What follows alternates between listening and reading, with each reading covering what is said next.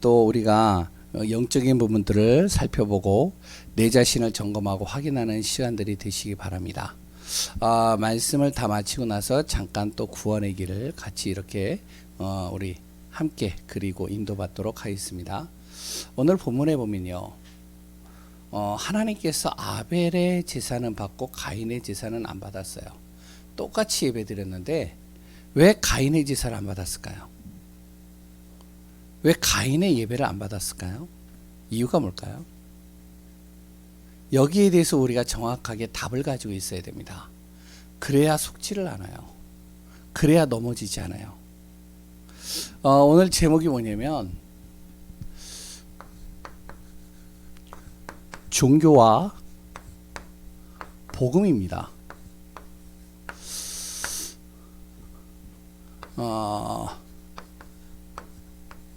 영적 축복에 대해서 좀 같이 나누겠습니다.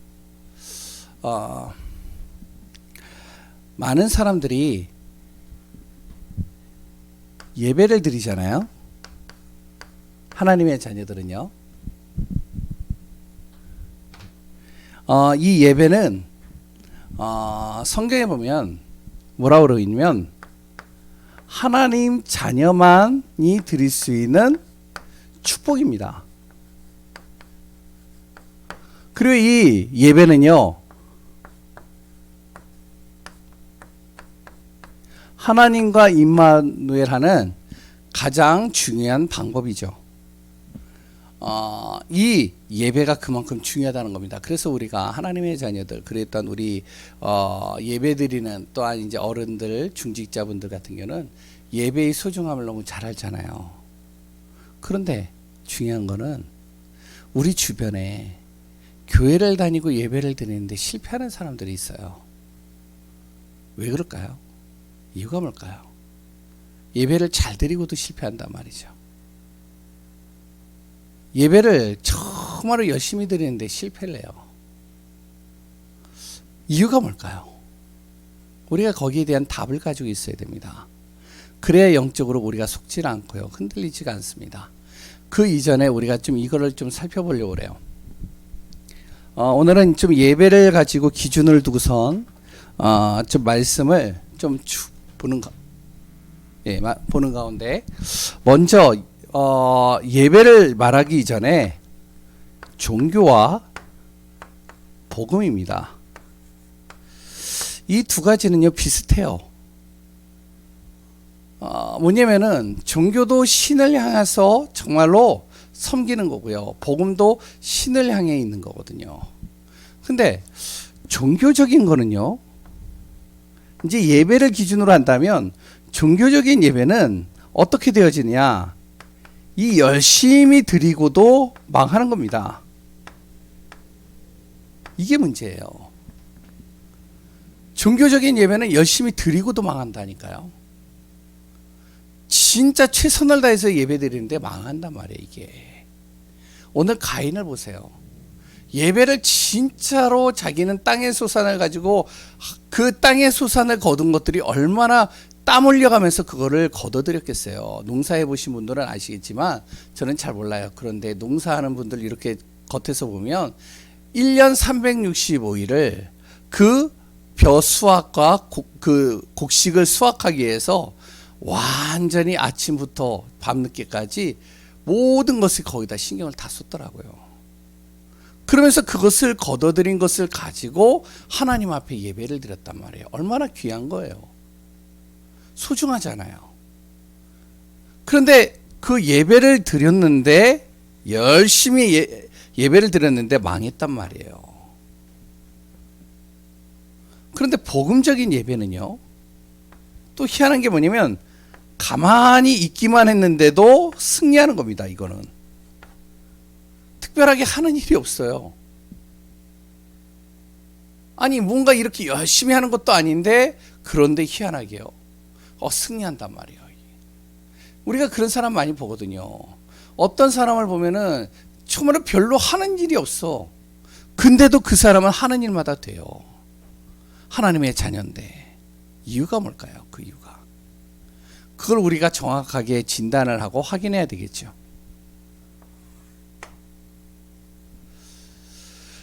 종교적인 예배는요, 이 종교적인 건요, 중심이 누구냐? 나입니다. 내가 신을 향해서 열심히 드리는 거예요. 내 중심, 내 기준, 내 열심, 내 방법, 그리고 또한 내 규례를 따라서 이제 예배를 드리고 그것을 향해서 하나님 앞에 영광을 돌리는 거죠. 그런데요, 복음은요, 하나님 중심입니다. 이 차이가 굉장히 커요. 하나님이 원하시는 게 뭘까? 거기에 방향 맞춰서 예배 드리는 거예요. 이게 굉장히 큰 차이가 있습니다. 그러니까 복음이라는 거는요, 나는 창세기 3장으로 말미암아 저주받을 수밖에 없고 지옥 갈 수밖에 없고 재앙받을 수밖에 없는데, 그런 나를 하나님께서 만나주시기를 이 땅에 오신 거예요. 그 하나님께서 나를 하나님의 정말로 축복으로 모든 응답으로 길을 열어주신 겁니다. 나를 속이는 사단의 권세, 흑암의 권세를 완전히 하나님께서 꺾어버리신 거예요. 그러니까 복음적인 예배는요, 하나님이 원하시는 게 뭘까? 하나님 중심의 예배가 되는 거죠. 이게 굉장히 큰 차이가 있습니다. 오늘 본문을 통해서 제가 좀 살펴볼게요. 가인의 예배는요, 나 중심입니다. 내가 뭔가 열심히 내 기준, 내 것을 가지고 내 방법을 가지고 하나님 앞에 예배 드리는 거예요. 그런데요, 아벨 같은 경우는요, 하나님이 원하시는 것을 가지고 예배 드리는 거예요. 그 당시에는 창세기 요 4장 요 시기에는 어떠냐면 짐승을 잡아서 먹는 육고기를 먹는 시대가 아니었습니다. 창세기 6장부터 이제 육고기를 먹기 시작하거든요. 그럼 왜 양을 잡았을까요? 양을 키웠을까요? 양을 키운 이유가 뭘까요? 예, 내 부끄러운 것을 가리기 위하여, 가죽을 얻기 위해서, 그래 또한 피제사를 드리기 위해서요. 피값으로 말미암아 내 죄와 저주가 해결되니까. 그러니까 아벨 자체는 양을 키우는 목적이 다른 것이 아닙니다. 예배드리기 위해서, 하나님이 원하시는 예배, 하나님께서 피값으로 말미암아 우리의 모든 죄를 해결하시는 그 비밀을 알고선 예배를 드리는 거죠. 그러니까 완전히 차이가 있는 겁니다. 그러니까요, 이 종교적인 예배는 드리면 드릴수록, 하면 할수록 계속 이걸 피해갈 수 없는 거예요. 저주를요. 그러니까 우리가 그걸 알아야 됩니다. 아, 예배를 드렸는데 왜 자꾸만 이렇게 어렵지? 왜 이렇게 힘들지? 왜 이렇게 안 되지? 잘 생각해 봐야 돼요. 내가 지금 무슨 예배를 드리고 있는지. 종교적인 예배를 드리기 때문에 빨리 바꿔야 됩니다. 복음적인 예배로 바꿔야 돼요.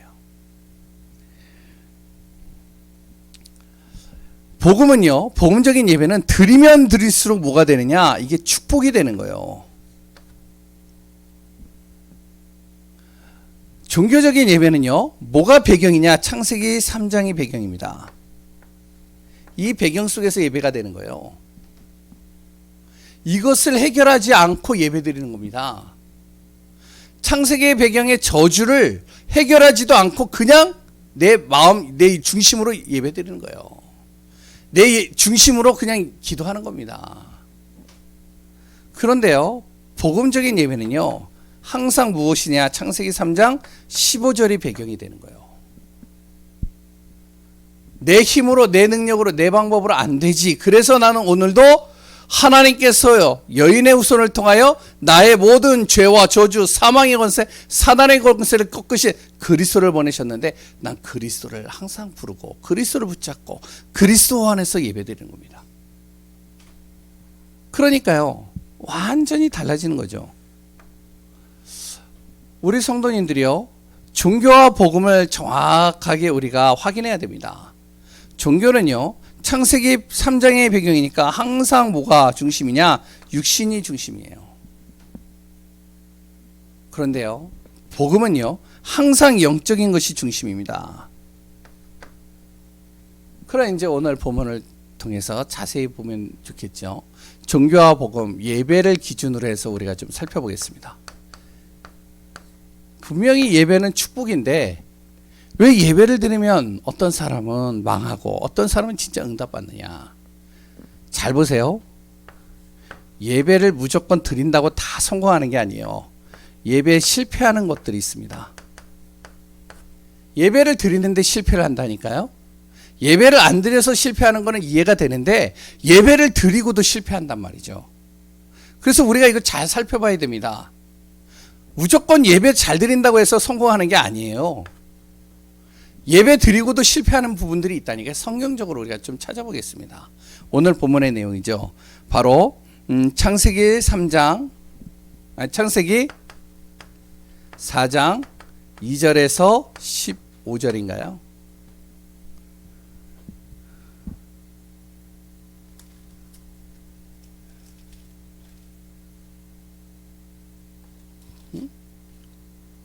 창세기 4장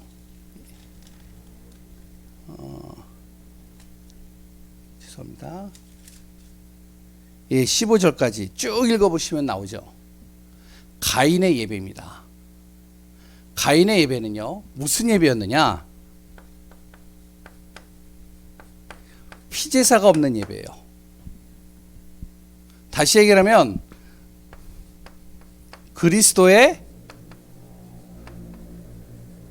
보혈을 모르는 예배입니다. 왜 그리스도께서 죽으셔야 됐고 왜 그리스도께서 우리를 위하여 피값을 흘리셨는지 모르는 예배를 드리는 거예요. 그냥 예배 드리는 거예요. 그러니 결국에는요 15절에 보면은 어떻게 되어졌느냐, 예배 잘 드리고도 어떤 일이 일어나냐면 7절 8절에 보면 자기 동생을 죽여요. 죄가 문턱을 넘어갔다니까요. 결국에 어떡하냐, 7배 저주를 받은 거예요. 또 어떤 예배가 있죠? 사무엘상 15장 22절에서 24절입니다. 이 예배는 무슨 예배냐면 사울이 드린 예배인데 사울이 예배를 드리고도 실패했다니까요. 사무엘이 이 사울이 예배드리는 모습을 보고 뭐라 그러면 이런 말을 한 거예요. 순종이 제사보다 낫다. 다시 얘기하면 무슨 말이냐, 열심히 피제사 드렸어요. 열심히 짐승 잡아가지고요 번제 드리고요 예배 드렸다니까요. 근데 실패했단 말이에요. 왜 실패했느냐, 언약 없는 예배예요. 이거는 하나님의 말씀에 순종하지 않는 예배입니다. 예배 열심히 드리고 나서 뒤 딱 돌아서면 그래도 그렇지 않지. 그러니까 말씀을 순종하지 못하는 거예요. 말씀을 제대로 듣지 않는 거예요. 자기 기준으로 자기가 원하는 것만 이렇게 듣는 거죠. 자기가 필요한 것만 받아들이는 겁니다. 말씀 없는 예배를 자기 기준으로 드리는 예배예요. 그래가지고 어떻게 되어졌죠? 하나님의 말씀이, 하나님이 바로 이 사울을 버렸다라고 얘기를 합니다. 결국에는 이 사울이 그로 인해서 굉장히 큰 저주와 재앙 속에 빠지게 되어지죠. 또 하나가 있습니다. 열왕기상, 이게 다 하나님 앞에 예배드렸던 내용들이 있거든요. 12장 22절에서 33절입니다. 이 예배는 무슨 예배냐면 바로 이스라엘이 솔로몬이 죽고 나서 르호보암이 이제 자기 아들이 즉위를 하고 나서 둘로 갈라져요. 갈라지고 나서 이제는 유다는 예루살렘에서 예배를 드리는데 이제 갈라진 북쪽 이스라엘은 이제 남유다에서 예배를 드릴 수 없으니까 그러니까 어떡하냐, 북쪽에다가 그림신산이라는 곳에다가 예배처소를 만들어 놓고 베델이라는 곳에 예배처소를 만들어 놓고 거기서 이제 예배 드리게 만드는 거예요. 근데 예배를 드리는데 어떻게 예배 드리냐, 이들이요 예배를 드리는데 하나님이 보이지 않잖아요. 그러니까 하나님의 형상을 만들어 놓고 예배 드리게 만드는 거예요. 그래서 금송아지를 딱 만들어 놓고 이게 하나님이다 그러니까 여기다 예배 드리면 돼. 여기다 제사 드리면 돼. 여기서 피제사 드리면 돼. 그러면서 이제 예배 드리는 거예요. 무슨 말이죠? 우상화시키는 거죠. 우상화시키는 예배입니다. 하나님이 받지 않는 예배예요. 이 예배는요, 철저히 실패하는 예배입니다. 독일이나 이런 데 가보면요, 종교개혁을 했는데 거기 가보면요, 성전에서 예배를 드리는데요, 그 예배 드리는 그곳에 뭐가 있죠? 우상이 쫙 깔려 있어요. 왜? 뭔가 보여지는 게 있어야 되잖아요. 사람들이 안 보여지면요, 이렇게 잘 이렇게 마음에 안 다가오잖아요. 그러니까 보여지는 것들로 쫙 깔아놓고요, 굉장히 근엄하게, 굉장히 경건하게 딱 분위기를 조성해 놓는 거예요. 하나님이 있는 것처럼 보이게 만드는 거예요. 진짜 그렇다니까요. 천주교 가보세요. 그랬더니요, 저기 만약에 이제 나중에 갈볼 일 있으면 꼭 가보세요. 불교나 다른 게 없다니까. 딱 가면 그냥 하나님이 있는 것 같아 보여요. 분위기 자체가 그래요. 교회는요, 분위기가 하나님 없는 것 같잖아요. 뭔가 보이는 게 없잖아요. 하물며 그 십자가도 없잖아요. 그러니까요, 이 북이스라엘이 계속 어떡하냐면 서로가 이 반역이 일어나고 죽이고 죽이는 사건들이 계속 나옵니다. 거기에는 계속 재앙에 빠지는 거예요. 저주에 빠지는 거예요. 우상이 가득해버리는 거죠. 또 하나가 있습니다. 마태복음 20장입니다. 12절에서 13절이에요. 예배를 잘 드려요. 멋있게 드려요. 마태복음 20장 12절에서 13절에 예배를 잘 드리는데 무슨 예배냐? 예배를 딱 드리다 보니까 이제 하나님 앞에 이제 제사를 드리려면 양과 염소를 드려야 되잖아요. 그러니까 양과 염소를 드려야 되니까 자기들이 이제 양과 염소를 끌고 온단 말이야. 딱 끌고 오면 어떡하냐? 거기에서 이렇게 그걸 검사하는 검사관이 있어요. 딱 보고 나서 어떡하냐면은 멀리서 갖고 온 그 짐승을 딱 보면서 흠을 찾는 거예요, 무조건. 그리고 흠이 없으면 흠집을 만드는 거예요. 그래서 이거는 불합격. 그럼 멀리서 왔잖아요. 예배를 드려야 되잖아요. 예배를 드려야 되니까 제사를 드려야 되는데 피제사를 드릴 수가 없잖아요. 그러니까 어떻게 해요? 그러니까 불합격 시키니까 옆에 장사꾼들이 있어요. 장사꾼에서 이제 사는 거예요. 사면은 그거는 흠집이 있든 없든 상관이 없어요. 그냥 무조건 합격. 그래서 파는 겁니다. 그러면서 그 검사관이 그 장사꾼한테 또 돈 받는 거예요. 그래 또한 그냥 갔을 때 또 하나님 앞에 헌금을 하잖아요. 헌금을 하는데 이렇게 이제 자기가 가지고 있는 돈을 가지고 헌금할 수가 없어요. 왜냐? 하나님 앞에 거룩한 곳인데 그런 세상에서 쓰던 돈을 가지고선 하나님 앞에 드려? 그거는 드릴 수가 없는 거야. 그럼 이 사람은 하나님 앞에 드리고 싶은데 감사의 예물을 드리고 싶은데 드릴 수가 없잖아요. 그러니까 거기서 뭐를 만드냐? 세겔이라는 걸 만들어 놓고선 하나님 앞에 드릴 수 있는 성전 돈 이걸로 바꾸는 거예요. 그래서 이제 옆에 장사꾼이 있어요. 그러니까 이제 그걸 바꾸는 거죠. 바꾸면 또 이제 그걸 가지고선 또 어떻게 해요? 제사장들이 돈 받죠. 뒤에서. 뭐가 되느냐? 교회가 세속화되는 겁니다. 아, 예배는 드린다니까요? 하나님의 말씀도 읽고요. 거기서. 그랬더니요. 예배도 멋있게 드립니다.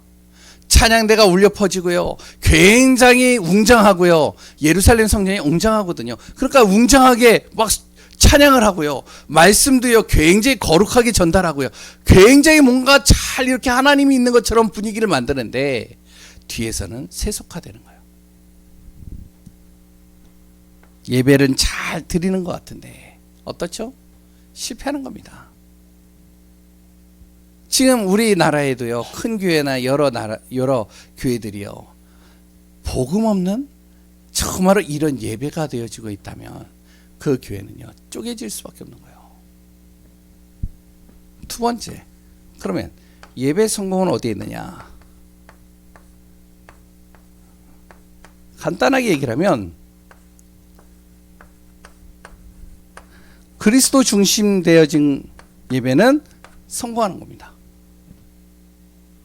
그리스도가 중심되는 거예요. 아무리 예배를 잘 드려도 그리스도가 중심이 안 되면 예배 실패하는 겁니다. 그거는. 왜 그렇죠? 그리스도가 뭐죠? 바로 창세기 3장 문제를 해결했잖아요. 인간의 근본 문제를 해결했잖아요. 왜 짐승을 잡아서 핏값을 드리죠? 로마서 3장 23절에 우리가 죄지었잖아요. 하나님을 떠난 죄, 그래 또 우상 숭배하고 정말 이 흑암과 사단에게 사로잡힌 이 모든 죄들, 그 죄를 해결할 수 있는 길은 그리스도밖에 없는 거예요. 내 죄를 해결해야지 하나님 앞에 갈 수 있거든요. 그리고요, 요한복음 14장 6절, 하나님 만나는 길이 누구를 통해서 열어주셨느냐? 그리스도를 통해서 열어주신 겁니다. 그러니까 우리가 그리스도 이름 아니면은 절대로 하나님 만날 수 없고 예배 드릴 수 없는 거예요. 그러니까 예배의 성공은요, 그리스도가 중심된 예배입니다. 그럼 한번 살펴볼까요? 창세기 4장 4절, 아벨의 예배입니다. 아벨은요, 희미하게나마 바로 그리스도를 알았어요. 그리스도의 이 보혈의 피, 바로 창세기 3장 15절을 알고 있었죠. 그래서 히브리서 11장 4절에 보면 그 예물에 하나님께서 받는 이유가 거기에 있다라고 얘기를 하고 있죠. 그리고 또 뭐라 그러죠? 이 아벨의 그 제사는 지금도 계속 남아서 기억되고 있느니라. 계속 증거되어지는 거예요. 히브리서 11장 4절을 읽어보시면 아시겠죠. 또요, 창세기 13장 18절에 보면 아브라함이 나오죠. 아브라함이요, 실수도 하고 인본주의도 쓰고요, 정말로 하나님 말씀을 좀 잘 못 듣기도 하고 정말로 딴짓도 하고 여러 가지 행동들을 많이 했어요. 그런데 하나님께서는 아브라함을 손을 들어주셨단 말이에요. 왜? 이 아브라함은요, 언약적 예배를 드렸습니다. 하나님이 해주신 언약을 붙잡고요, 바로 예배 드리는 거예요. 성경을 보세요. 롯하고의 갈등이 있어서 롯이 딱 떠나는 순간 어떡하냐? 하나님께서 말씀을 주시는 거예요. 동서남북을 봐라. 내가 네 모든 것을 너에게 다 줄 것이다. 하늘의 별과 그래 또한 바다의 모래알 같이 내가 너의 모든 민족을 크게 할 것이다. 다 말씀을 주셨는데 언약이 딱 붙잡고 나서 뭘 하죠? 그 다음에 하나님 앞에 예배드리는 언약적 예배입니다. 말씀을 붙잡고 예배드리는 거예요. 그러니까 하나님께서 아브라함의 손을 들어줄 수밖에 없는 거예요. 좀 실수를 해도요. 사무엘상 7장 5절에서 14절입니다. 이스라엘 백성들이요, 우상 숭배를 해요. 그리고 또한 하나님을 떠나요. 자기 중심으로 살아요. 그러다 보니까 계속 블레셋에 공격받고 계속 땅은 기근이 들고 굉장히 어려움에 처하는 겁니다. 힘들어지는 거예요. 고통 속에 있는 거예요. 어떻게 되느냐? 모든 것을 해결하기보다 그 모든 문제를 가지고 하나님 앞에 서버리는 거예요. 미스바 운동이죠. 내 모든 죄, 내 모든 실수, 내 모든 문제, 우상숭배했던 그 저주와 재앙과 모든 고통들을 다 가지고 누구에게 가느냐? 하나님 앞에 가는 거예요. 완전히 하나님 앞에 서버리는 거죠. 하나님 앞.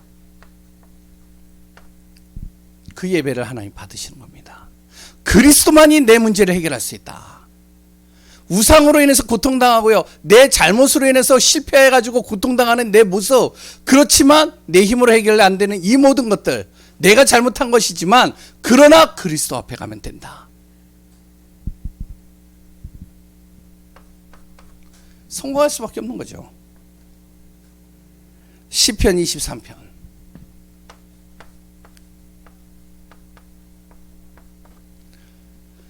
친구도 자기를 버리고 이웃도 자기를 버리고 장인어른도 자기를 죽이려고 쫓아오고 아무도 남는 사람이 없어요. 혼자 있는 그 시간에 어떤 사람들은요, 그 혼자 있는 시간에 억울하고 외롭고 지치고 정말 흔들릴 수밖에 없는 그 상황 속에 바로요, 다윗은 누구에게요?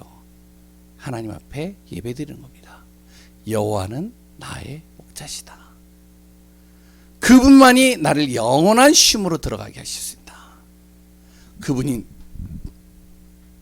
누구라고요? 그리스도입니다.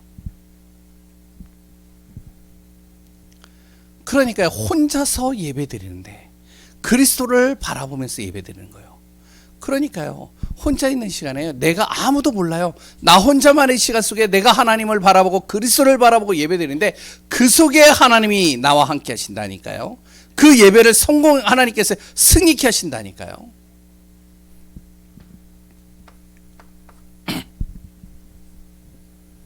사도행전 2장 1절에서 47절 잘 알고 있는 거죠.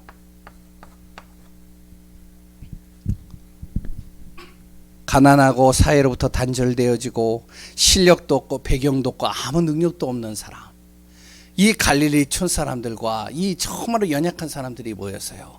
어떡하냐, 예수님께서 주신 말씀, 그리스도, 하나님 나라, 오직 성령, 전도와 선교, 이걸 딱 붙잡고 가는 겁니다. 예배 드리는 거예요. 그럼 불신자들이 뭐라 그랬어요? 깔보겠죠. 코웃음 치겠죠. 비웃겠죠. 왜? 실력도 없어, 배경도 없어, 능력도 없는 놈들이 그냥 예배만 드리면 성공해?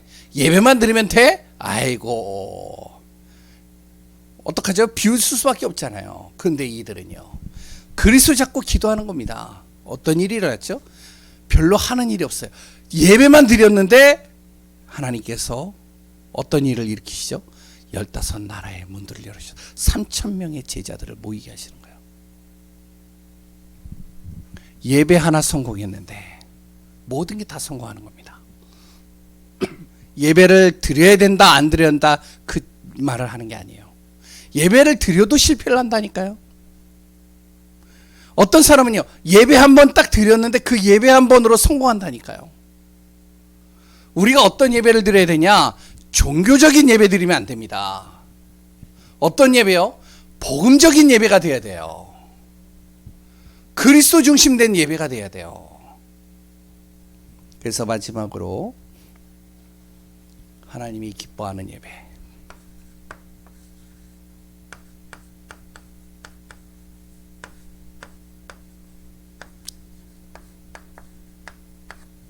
(1번) 요한복음 4장 24절.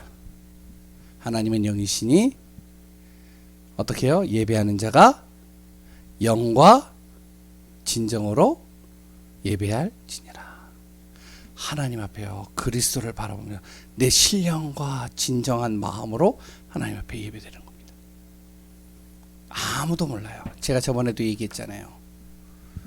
어떤 권사님이요, 다른 사람들 같으면요, 목사님 그냥 난 집에서 예배 드릴래요. 목사님 제가요 몸이 불편해서요 갈 수가 없어요. 그러니까 저는 그냥 기도만 할게요. 그럴 텐데 이분은요, 집에서부터 여기까지 성인의 걸음, 정상적인 걸음으로는 5분 만에 10분 만에 올 거리를 50분 만에 와요. 와가지고 어떡하냐, 맨 앞자리로 와서 누워 있어요. 사람들이 보면 뭐라 그랬어요? 맨 앞자리에서 누워 있으니까. 그런데요, 이 사람은 그럴 수밖에 없어요. 중풍이 왔고요, 몸이 사지가 그러니까 이제 자연스럽지가 못해요. 한 걸음 걷는데도요 진짜 힘들게 걸어요. 그런데요, 이 사람이요 예배 한 번 안 낮춰요. 이분이요. 어떤 예배요? 그리스도가 좋아서, 난 복음이 좋아서, 죽어도 나는 예배드리라 죽겠다, 이런 마음이더라고요. 저는요 그분을 보면서, 야, 난 저럴 수 있을까? 나는 과연 그렇게 할 수 있을까? 물음표가 그려지더라고요. 야, 진짜 대단하다. 로마서 12장 1절에서 2절 뭐라고 하죠? 2절에 보면요, 이 세대를 본받지 말고 나를 거룩한 산제사로 하나님 앞에 드려라.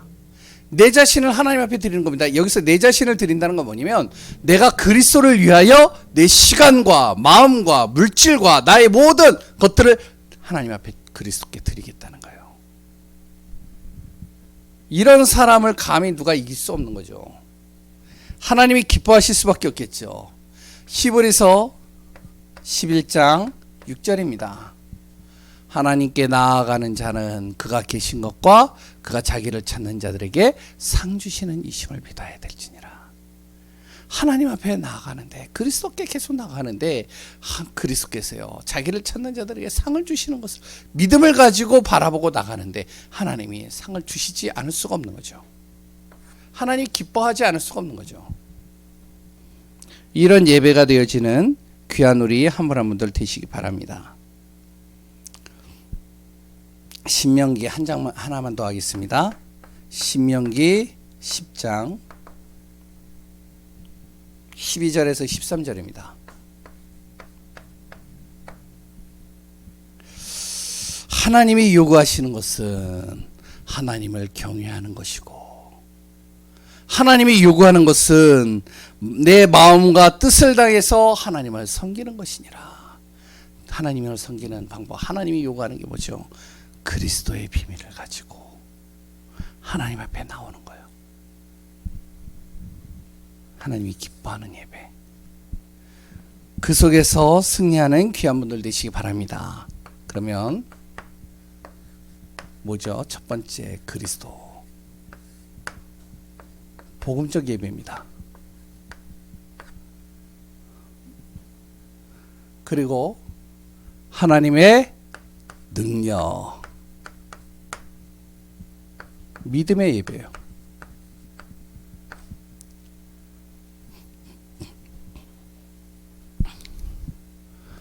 전도와 선교, 하나님이 주시는 사명적 예배입니다. 하나님이 기뻐하실 수밖에 없습니다. 우리가 정말로 종교화되어지지 말고 내 자신이요 복음화되어져서 복음적 예배가 되어지고 영적인 것을 제대로 볼 수 있고 영적인 사실을 확인하면서 인도받는 귀한 분들 되시기 바랍니다. 오늘도 그리스도 안에서 승리하시기 바랍니다. 기도하겠습니다. 하나님 감사합니다. 예수 그리스도 안에서 정말로 우리가 하나님이 기뻐하는 예배, 복음적인 축복 속에 있는 예배, 복음의 비밀을 누리는 귀한 분들 되게 하여 주옵소서. 성령께서 강권적으로 역사하시고 인도하실 것 믿사옵고 살아계신 예수 그리스도의 이름으로 기도합니다. 아멘. 우리 잠깐 우리 구원의 길을 같이 또 한번 확인하도록 하겠습니다.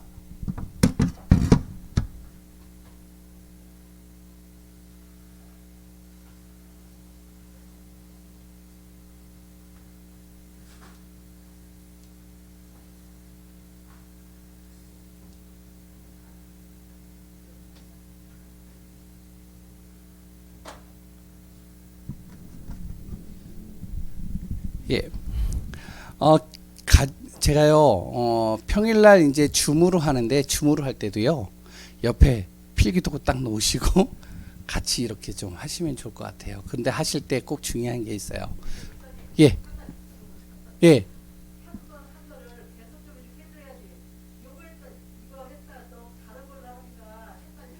예. 예. 알겠습니다. 해야 될 이유 뭐죠? 우리가 학습이 아닙니다. 전도입니다. 왜 그러냐? 우리가요, 어제도 제가 이야기했지만 구원받은 건 맞아요. 근데 구원받았는데 옆에 있는 사람을 보니까 이 사람 진짜 복음 받아야 돼. 이 사람 복음 아니면 안 돼. 근데 복음을 전해줘야 되잖아요. 그럼 복음을 전해주려면 어떻게 해요? 내가 복음을 전해주려면 이 사람에게 정확한 구원의 길로 인도할 수 있는 부분들이 내 안에서 정리가 돼 있어야 되잖아요. 정리가 안 되어져 있으면요 말할 수가 없잖아요. 그냥 예수 믿으면 돼, 이 정도잖아요. 어떤 대학생 이렇게 제가 이제 캠프를 인도를 할 때 대학 청년이 머리가 좋아요. 법대를 나왔기 때문에 머리가 좋아요. 근데 이 친구가 이제 캠프를 하는데 이제 팀을 이뤄서 보냈단 말이에요. 그래서 포럼을 하는데 어떡하냐.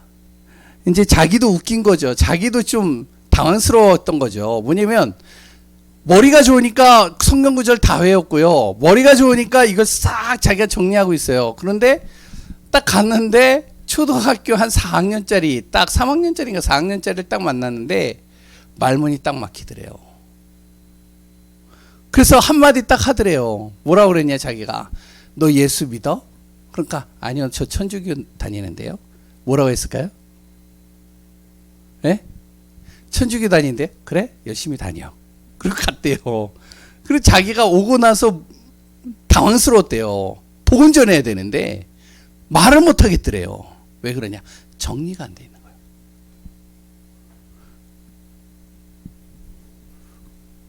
이 전도에 대해서요, 정리가 돼 있어야 되고요. 또 하나는 뭐가 돼야 되냐? 내 안에 진짜로 이 사람에게 복음이 필요하다라는 그것을 볼 수 있는 눈이 열려야 돼요. 아, 저 사람이 지금 창세기 3장 속에 사로잡혀 있구나. 저게 영적 문제인데, 저게 영적으로 지금 무너져 있는 상태인데, 이게 보여야 된다니까요. 그래서 오늘도 우리가 구원의 길은 수십 번, 수백 번, 수천 번, 수만 번 그려보셨을 거예요. 그렇죠? 예? 맞죠? 예?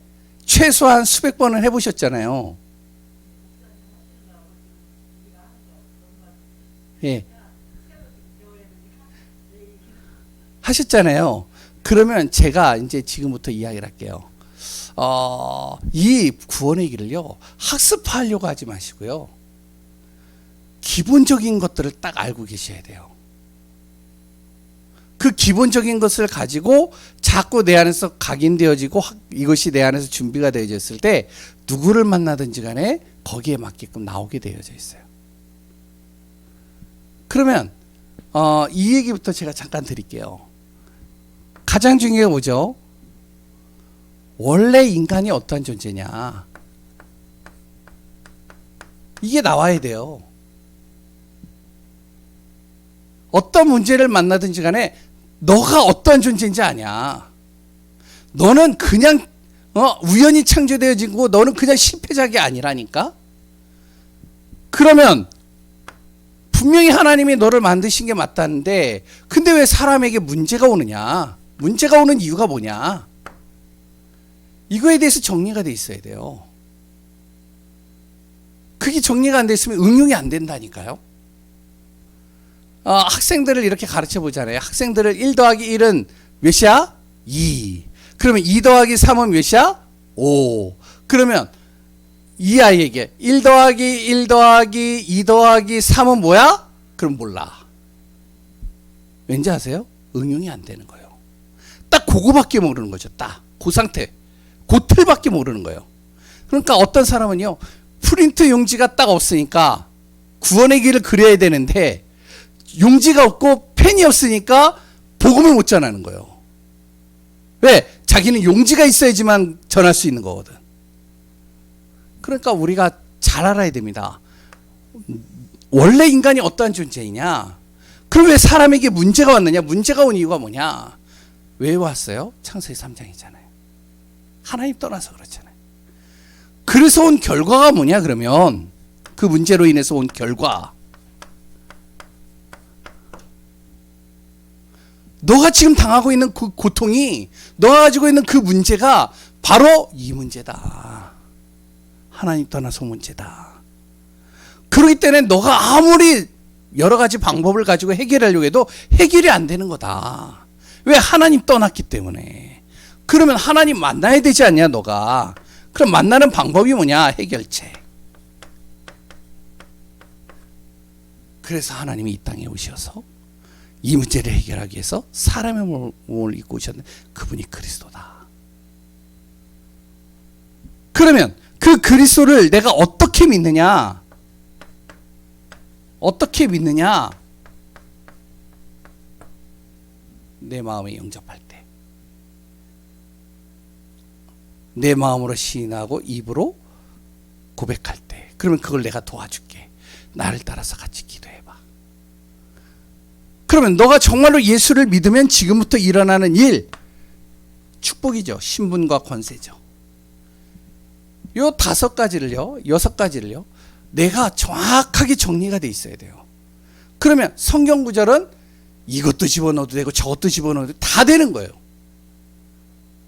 근데 딱 어떤 틀을 딱 딱 짜가지고 그래가지고 성경 구절을 거기에만 맞춰가지고 딱 하면요, 목사님들을 봤더니 어떤 목사님이 그러더라.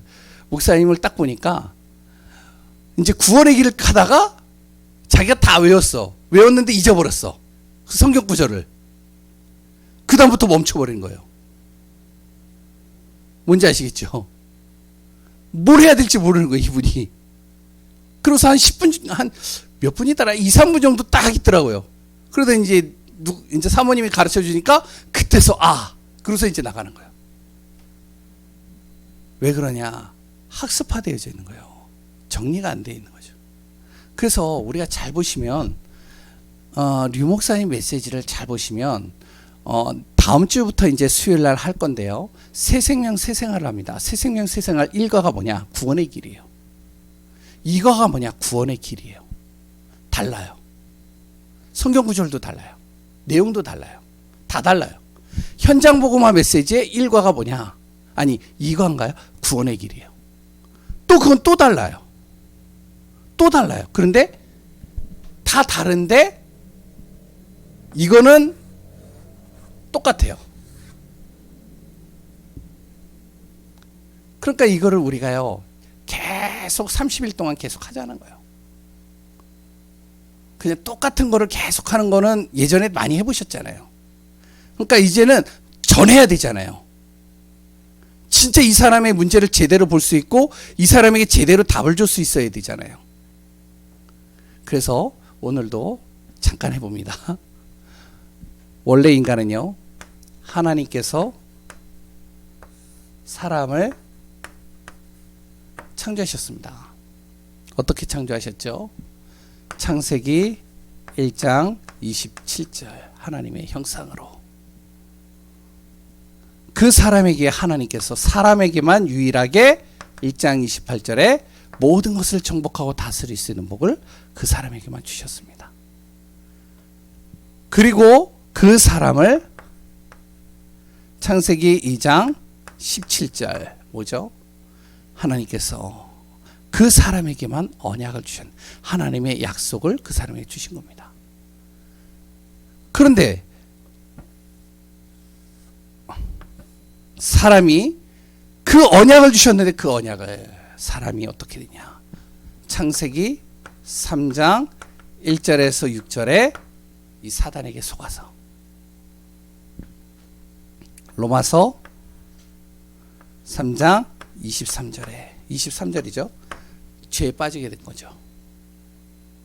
하나님 떠난 죄죠. 이 뒤에 누가 있느냐? 요한복음 8장 44절. 사단이 사람을 속임으로 말미암아 결국에는 하나님을 떠나게 된 겁니다.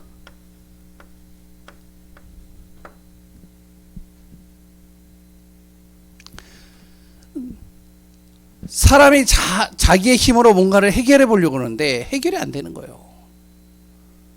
하나님 떠난 인간은 어떻게 하냐? 불신자 상태에 빠지는데요. 첫 번째, 그의 영적 상태죠. 이 상태가 어디요? 요한복음 8장 44절. 마귀의 자녀가 되고요. 사도행전 10장 38절에 마귀에 눌린 상태가 되어버리는 겁니다. 상태가 그러니까 어떻게 하죠? 영적으로요, 계속 문제가 오겠죠. 출애굽기 20장 4절에서 5절. 열심히 자기가 몸부림치고 해결해 보려고 하는데, 그런데요, 계속 영적으로 문제가 오기 시작하는 거예요. 어느 정도로냐? 계속 영적으로 시달리는 겁니다. 마태복음 11장 28절. 수고하고 무거운 짐진잔처럼 굉장히 눌려가지고 계속 시달리는 거예요. 정신도 마음도 생각도 계속 시달리는 거죠. 그러니 당연히 어떻게 되어지죠? 영적으로 병이 오겠죠. 사도행전 8장 4절에서 8절. 육신도 삶도 모든 환경도 자기의 생각과 마음도 계속 병이 오는 거예요. 그 결과 어떻게 되어지죠? 영적인 결과 어떻게 될까요? 누가복음 16장 19절에서 31절 어떻게 되어지죠? 지옥 배경으로 살다가 결국에는 영원한 지옥으로 가는 거예요. 그럼 자기 대해서만 끝나느냐? 이게 영적으로 대물림 되는 거예요. 당신 문제만이 아니다. 당신의 자녀까지도 이 문제에서 계속 고통당하는 거다. 고린도전서 10장 20절. 그러면 이것을 해결해야 되는데 사람이 이걸 해결해 보려고 몸부림치는 것이 무엇이냐? 세상의 지식을 가지고 해결해 보려고 하는 것이다. 골로새서 2장 8절이죠. 근데 세상의 지식으로도 해결 안 되니까 나름대로 몸부림치는 것이죠. 행위를 가지고. 이사야 64장 6절. 아무리 자기의 방법으로 해결하려고 해도 해결이 안 되니까, 몸부림쳐도 해결이 안 되니까, 그래서 결국에 택하는 것이 뭐라고요? 종교를 택하는 거예요, 사람이. 절에도 가보고 교회도 가보고 천주교도 가보고 그러다가 안 되니까 결국에는 미신과 무속을 찾아서 가는 거예요. 거기에서 부적도 받아보고요, 점도 쳐보고 굿도 해보고 별의별 방법을 다 하는데 해결이 안 되는 거예요. 왜 그러냐? 사람이 하나님을 떠나는 순간 뭐가 죽었다고요? 영이 죽어버렸기 때문에, 영적인 상태가 병들어 버렸기 때문에 이것이 해결이 안 되면은 사람의 아무리 몸부림쳐도 해결이 안 되는 겁니다. 그래서 하나님께서 이 문제를 해결하기 위해서 하나님이 해결책을 주신 거예요. 그 해결책이 뭐죠? 창세기 3장에 하나님 떠나는 그 순간부터 하나님이 약속을 주신 겁니다. 창세기 3장 15절. 내가 여인의 후손을 보낼 것이다. 그 여인의 후손으로 말미암아 너를 속인 그 사단을 박살낼 것이다. 그리고요, 출애굽기 3장 18절. 너의 모든 죄, 하나님 떠난 죄, 우상으로 너의 조상으로부터 가문으로부터 모든 죄, 그리고 또 너가 지었던 모든 죄까지도 내가 해결할 수 있는 피값으로 너의 모든 죄를 해결할 것이다. 피제사.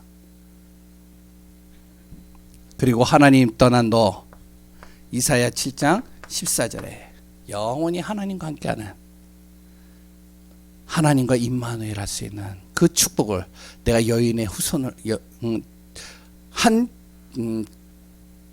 동정녀의 몸으로 이 땅에 오신 한 분을 내가 이 땅에 보내셔서 임마누엘을 이루게 할 것이다. 약속을 주신 것이죠. 그 약속을 성취시키셨는데 그게 바로 마태복음 1장 21절에서 23절입니다. 그분이 바로 사람의 몸을 입고 이 땅에 오신 거예요. 그분이 누구시냐? 예수라는 이름으로 오셨는데요, 그 예수님이 마태복음 16장 16절에 그리스도의 일을 행하신 겁니다. 요한복음 19장 30절에 그 그리스도께서 십자가로 말미암아 우리의 죄 문제를 해결하기 위해서 어떻게 해요? 바로 로마서 8장 2절에 참 제사장으로 오셨고, 사단의 권세를 꺾기 위해서 요한일서 3장 8절에 만왕의 왕으로 오셨고, 하나님 떠난 문제를 해결하기 위해서 요한복음 14장 6절에 참 선지자로 이 땅에 오신 그리스도. 그 그리스도를 내가 요한복음 1장 12절에 내 마음에 영접하면 하나님 떠난 나, 하나님 만나는 길이 열리는 겁니다. 그럼 어떻게 영접해야 될까요? 로마서 10장 9절에서 10절에 너가 예수가 그리스도이심을, 그분이 십자가에서 죽으시고 살아나신 그 사실을 마음으로 믿고 입으로 시인하면 어떻게 된다고요? 구원에 이르느니라. 그러면 영원히 떠나지 않는다는 것이죠.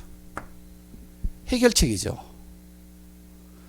그 예수 그리스도를 내가 정말로 마음에 믿으면 정말로 당신이 진짜 하나님의 자녀가 되는데, 하나님의 자녀가 되면 어떻게 되냐? 그때서부터 당신 안에 하나님께서 성령을 보내시는데 성령이 당신 안에 내주하신다. 고린도전서 3장 16절. 성령께서 내주하는 정도가 아니라 그 성령이 하나님께서 당신을 이제부터 인도해 가실 것이다. 요한복음 14장 26절에서 27절. 당신의 모든 발걸음을 하나님께서 보이지 않게 인도해 가신다. 그 정도가 아니다. 당신이 그 예수 그리스도의 이름으로 하나님 앞에 기도하면 그 당신 안에 있는 성령께서 당신에게 역사하시는데 당신의 모든 기도를 들으신다. 그리고 응답하신다. 요한복음 14장 14절. 그리고 당신에게 성령의 권세를 주시는데 누가복음 10장 19절에 당신을 속이는 이 흑암과 어둠의 권세가 완전히 꺾어질 수 있는 권세를 당신에게 주셨다. 이제부터 당신이 기도해봐라. 그리스도 예수 이름으로 기도할 때 당신의 속이는 생각과 마음을 속이는 사단과 흑암이 완전히 결박되고 떠나갈 것이다. 그리고 당신을 보이지 않게 돕는 천사가 당신 주위에서 항상 함께 할 것이다. 히브리서 11장 14절. 그리고 그 성령이 당신의 배경이 되어 주실 것인데 어떻게 배경이 되냐? 바로 빌립보서 3장 20절에 하늘의 배경을 가지고 보좌의 축복을 가지고 당신에게 이제부터 함께 하시고 인도할 것이다. 당신을 통해 어떻게 성령의 증인으로 삼으실 것이다. 사도행전 1장 8절. 당신의 가정에, 현장에, 삶 속에, 그리고 또한 당신의 친구들 속에 증인으로 당신을 삼으실 것이다. 당신이 정말로 그 그리스도 예수를 당신 마음에 영접하고 초청하면서 하나님의 자녀가 되기를 원한다. 우리가요, 지금 제가 딱 하니까 한 15분에서 20분 했거든요. 이제 다음에 이제 좀 더 짧게 할 건데, 어느 정도 이제 성경 구절들이 다 있거든요. 그 성경 구절들을 어떻게 하시냐면, 한 번 정도는요, 성경 구절을 다 찾아보셔야 돼요.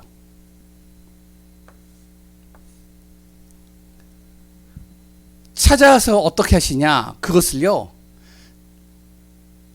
암기하기는 힘드니까 계속 한번 읽어보세요. 읽고 그리고 기도하고 확인해 보세요. 그런 가운데 무엇을 하냐? 전도 대상자를 품고 기도하고 그 사람에게 한번 전해 보세요. 이제 여기 계시는 분들은 다 해보셔서 되겠지만 잘 안 될 겁니다.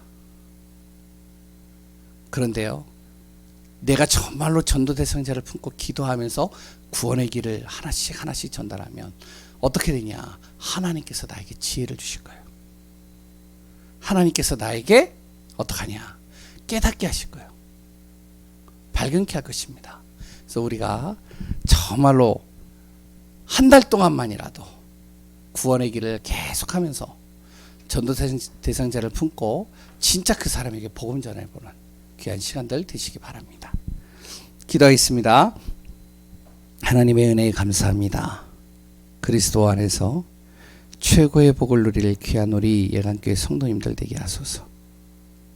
진정으로 예수가 그리스도이심이 날마다 고백되어지고 누구를 만나든 어떤 사람이든 정말로 나를 통해 이 복음이 증거되게 하여 주시고 진정으로 한 생명이 주님 앞에 나오고 그 영혼을 통하여 참된 제자의 축복을 누리는 응답들을 우리가 확인하게 하여 주옵소서.